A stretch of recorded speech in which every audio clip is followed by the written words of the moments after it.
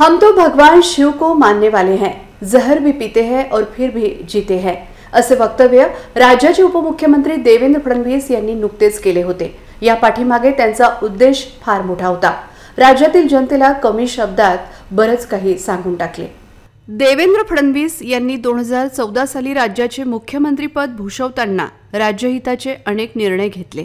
त्या सर्वाधिक किचकट अडचणींचा ठरणारा विषय म्हणजे मराठा आरक्षण।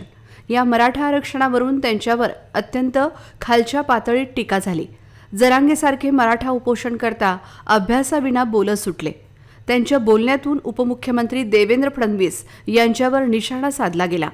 देवेंद्र फडणवीस मुख्यमंत्री असताना मराठा समाज हिताचे अनेक निर्णय घेतले। सारथी संस्थेची स्थापना केली। सारथीच्या माध्यमातून मराठा तरुणांना स्पर्धा परीक्षा, व्यावसायिक कर्ज अशा अनेक योजनांमुळे मराठा समाजाचा सर्वांगीण विकास साधला गेला। मराठा समाजाला आरक्षण देऊन ते टिकवणं असेल, अण्णासाहेब पाटील महामंडळाद्वारे कर्ज योजना असेल, असे अनेक फायदे पोहोचवले। असे असताना देखील शेवटी याच समाजाचा उपोषणकर्ता मनोज जरांगे असंसदीय भाषेत बोलत होते। हे महाराष्ट्रातील जनतेला ज्ञात आहे, ते वेगळं सांगायची गरज नाही। 2022 मध्ये पक्षाच्या आदेशानुसार उपमुख्यमंत्री पदावर रुजू होऊन राज्यहिताचे कार्य केले।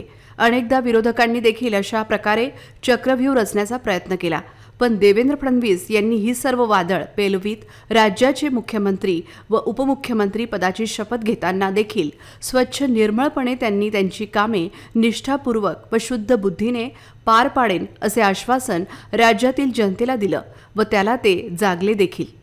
तो भगवान शिव को मानने वाले हैं, इसलिए जहर भी पीते हैं और फिर भी जीते हैं। मी देवेंद्र गंगाधरराव फडणवीस ईश्वर साक्ष शपथ घेतो की मी महाराष्ट्र राज्याचा मुख्यमंत्री म्हणून माझी कामे निष्ठापूर्वक व शुद्ध बुद्धीने पार पाडीन। मी देवेंद्र गंगाधरराव फडणवीस ईश्वर साक्ष शपथ घेतो की मी महाराष्ट्र राज्याचा उपमुख्यमंत्री म्हणून माझी कामे निष्ठापूर्वक व शुद्ध बुद्धीने पार पाडीन। अमित शाह यांचं ट्वीट आलेलं आहे, अतिशय बोलकं ट्वीट आहे। भाजपा अध्यक्ष श्री जेपी नड्डा जी के कहने पर ही श्री देवेंद्र फडणवीस जी ने बड़ा मन दिखाते हुए महाराष्ट्र राज्य और जनता के हित में सरकार में शामिल होने का निर्णय लिया है। यह निर्णय महाराष्ट्र के प्रति उनकी सच्ची निष्ठा व सेवाभाव का परिचायक है। इसके लिए मैं उनको हृदय से बधाई देता हूं।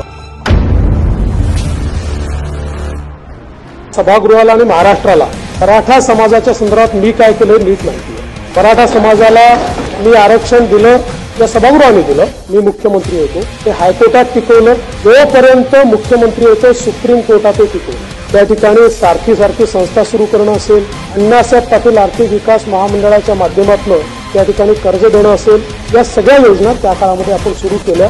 देवेंद्र फडणवीस मी तुला नाही आणू शकत, तुम्हाला बाकीच्यांसारखं समजू नको। तू ब्राह्मणी कावा करायला जाशील, बाकीच्या ब्राह्मणाला काय नाही करणार, तुला सुट्टी नाही, तुला आयुष्यातून उठून पुऱ्या।